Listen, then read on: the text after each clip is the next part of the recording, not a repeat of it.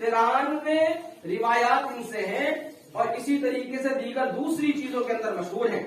حدیث کی مقبول ترین کتاب موطا آتی نے تعلیف کی، موطا امام مالک، یہ حدیث کی پہلی کتاب ہے، چونکہ مدینہ کے امام تھے امام مالک رحمۃ اللہ علیہ، تو موطا حدیث کی انہوں نے کتاب لکھی، اور یہ مشہور اس لیے ہے حدیث کی کتاب کہ یہ ایک ایسی حدیث کی کتاب ہے جس میں واسطے سب سے کم ہے، یعنی 2 ہی واسطے بیچ میں آتے ہیں۔ امام مالک کہتے ہیں کہ میں نے صحابی سے سنا، صحابی کہتے ہیں میں نے نبی سے سنا، 2 ہی واسطے۔ جتنے کم لوگ بیچ میں ہوں گے اتنی مضبوط بات ہوگی۔ بھائی آپ نے کس سے سنا؟ صحابی سے پوچھا جا رہا ہے آپ نے کس سے سنا؟ جی نبی سے سنا، بات ہی ختم ہو گئی۔ یہ واسطے جب بڑھتے ہیں تو واسطوں کو چھانٹنا پڑتا ہے، جاننا پڑتا ہے کون بیچ میں بیان کرنے والا ہے، وہ سماج میں کیا مقام رکھتا تھا، سچا تھا کہ جھوٹا تھا، کہ کیسے زندگی گزارتا تھا۔ اب یہ بعض واسطے 3 ہیں، یہ پوچھ رہے ہیں تابعی سے، وہ کہتے ہیں میں نے صحابی سے سنا، صحابی کہتے ہیں میں نے نبی سے، اس لیے یہ کتاب بڑی مشہور ہے۔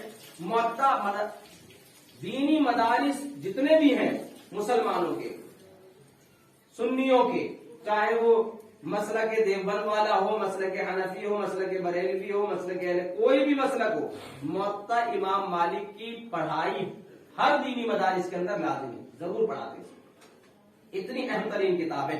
یہ آپ نے تعریف کی۔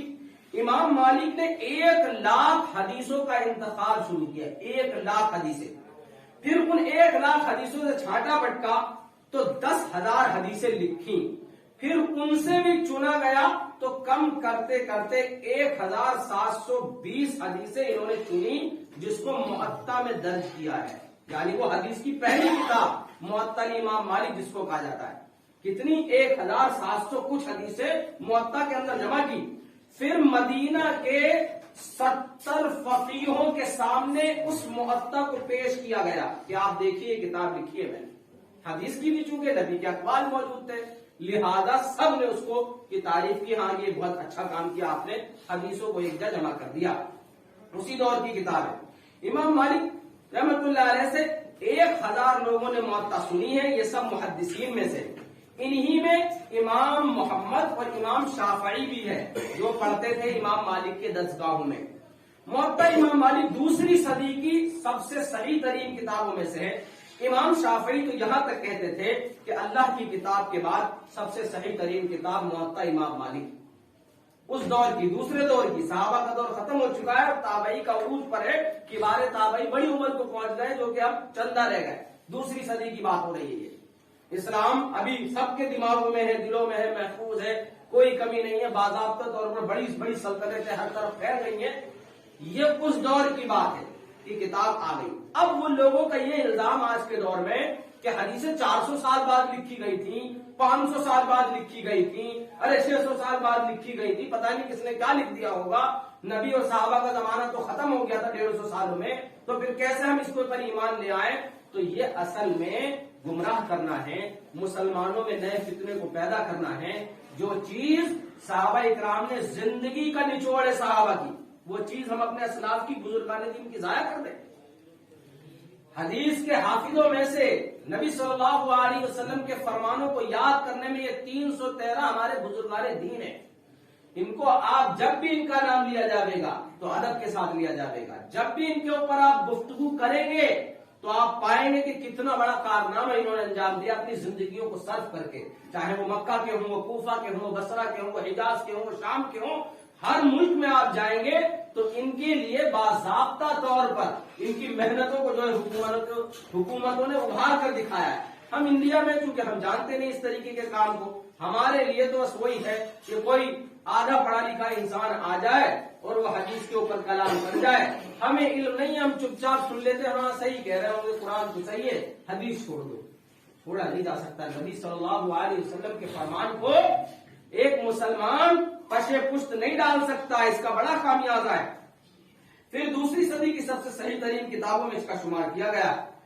اس کی ساری مسند حدیث بخاری اور مسلم کے اندر موجود ہیں۔ موطا امام مالک کی جتنی بھی مسند حدیث ہیں وہ ساری امام بخاری رحمۃ اللہ علیہ نے اپنی بخاری میں اور امام مسلم رحمۃ اللہ علیہ نے اپنی مسلم کے اندر اس کو جگہ دی ہے۔ پھر مشہور محدثین اکرام میں سے آتے ہیں ابو عبداللہ محمد بن ادریس الشافعی، امام اہل حجاز، کی 2 کتابیں بڑی مشہور ہوئی ہیں، کتاب الام فقہ حدیث کی بہترین کتاب ہے، اور اختلاف فی الحدیث، یہ دونوں کتابیں اسی دور کی ہیں۔ پھر جو محدثین اکرام میں مشہور ہیں، مکی بن ابراہیم امام بخاری کے استاد ہیں، یحییٰ بن معین استاد امام بخاری ہیں، امام الحجت ہیں، محدثین نے 12 لاکھ حدیثیں ان سے لکھی ہیں، یحییٰ بن معین سے۔ کتنی؟ 12 لاکھ حدیثیں لکھی ہیں انہوں نے۔ علی بن المدینی امام بخاری نے بخاری لکھ کر انہی کو دکھائی تھی، انہی پر پیش کی تھی، دیکھیے میں نے یہ کتاب لکھی ہے، کیا بہتر ہے یا کچھ کمی ہے تو بتا دیجیے، استاد کی غرض اس لیے رکھی تاکہ کچھ اگر ہو تو بتا دیں گے۔ یہ ہے امام علی بن المدینی۔ اس کے بعد ابن ابی شیبہ آتے ہیں، پھر اس کے بعد احمد بن حنبل امام فقہاء المحدثین ائمہ 4 میں سے چوتھے امام ہیں۔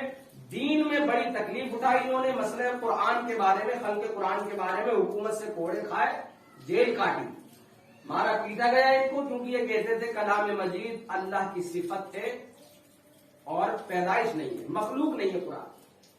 اس روئے زمین پر اللہ کی صفت کیا ہے؟ کلام مجید، کیونکہ وہ اللہ کا کلام ہے، بولی ہے، اللہ نے اس کو گھڑا نہیں ہے۔